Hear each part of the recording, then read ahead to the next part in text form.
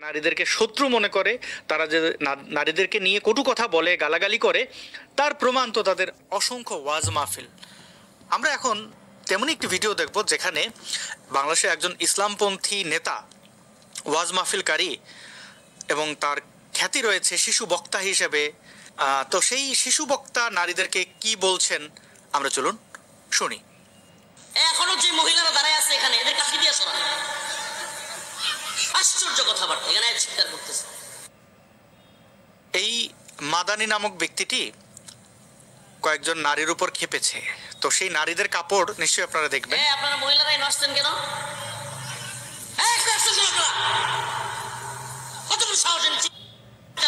আপনারা দেখতে পাচ্ছেন দুইজন নারী স্বাভাবিক কাপড় চোপড়ে আছেন আর কি।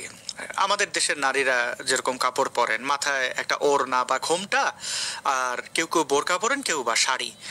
এই কাপড়কে সে অশালীন বলতে চাইছে, এবং এই কাপড় দেখে, এই নারীদেরকে দেখে এই ওয়াজ মাহফিলে আসা অন্যান্য যারা শ্রোতা রয়েছেন তাদের যৌন উত্তেজনা তৈরি হয় বলে এই রফিকুল ইসলাম মাদানি মনে করেন, এবং তাই তো তিনি তাদেরকে লাঠি দিয়ে পিটিয়ে এখান থেকে বের করে দেওয়া অথবা লাথি মেরে এখান থেকে বের করে দেওয়ার ওয়াজ মাহফিল করছেন। এবং এই স্ক্রিনে আরেকজন শিশুকে দেখতে পাচ্ছেন, যিনি কিনা আদ্যপান্ত একটি সবুজ রঙের কাপড়ে মুড়ে আছেন।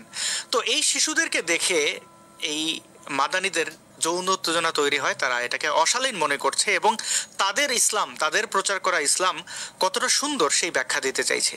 চলুন আমরা একটু তার কথা শুনি।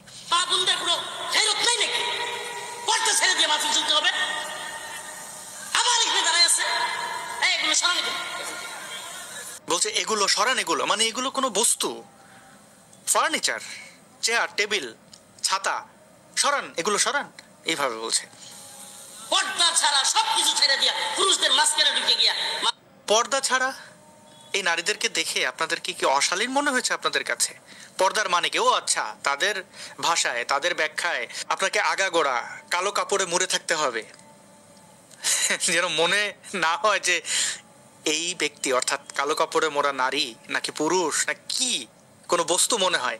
বস্তু না মনে হলে যদি কোনো কারণে মনেই হয় তিনি নারী, তাহলে তো এদের যৌন উত্তেজনা বেড়ে যায়, তৈরি হয়। তাই তাদের এই বিদ্বেষ করতে হবে। এই মাহফিলের বদনাম হবে, এটা ইসলামী শরিয়া হারাম হবে, এটা এই দ্বীনের কোনো ফায়দা হবে না।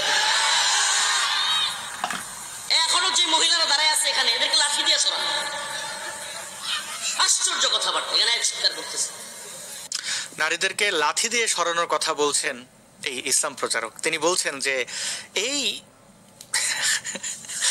একটা বিষয় আপনাদেরকে বলে রাখি, আমাদের দেশের বেশিরভাগ নারীরা মুসলিম, এবং এই বেশিরভাগ নারীরাই কিন্তু এই কাপড় চোপড় পরেন, যেটা আমাদের কাছে স্বাভাবিক কাপড় চোপড়, কিন্তু এই মোল্লা মুর্শিদের কাছে, এই ইসলামপন্থী নেতাদের কাছে অশালীন। পর্দা ছাড়া নারীরা এসছেন, এবং সেই নারীদেরকে কি করতে হবে? ওইখান থেকে লাথি মেরে বের করে দিতে হবে। এইভাবে তারা নারীদের সম্মান দিচ্ছেন। আমি জানি না এই মাদানিদের জন্ম কোনো নারীর পেটে হয়েছে কিনা, নিশ্চয়ই কোনো নারীর পেটে তারা জন্মেছে, এবং সেই নারীদের কাপড় কি ছিল, কি হয়ে থাকে, তার মা বোনরা কি কাপড় পরে চলাফেরা করে আমি জানি না, কিন্তু তার বক্তব্যে স্পষ্ট যৌন উত্তেজনা তৈরি হয়, অশালীন মনে হয় এই স্বাভাবিক কাপড়ে।